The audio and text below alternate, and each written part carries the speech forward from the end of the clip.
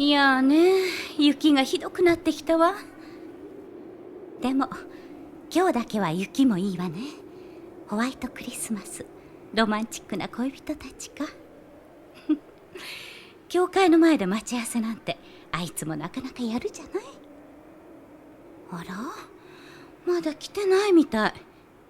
ま、少しだけだったら待っててあげるわよ、ルパン。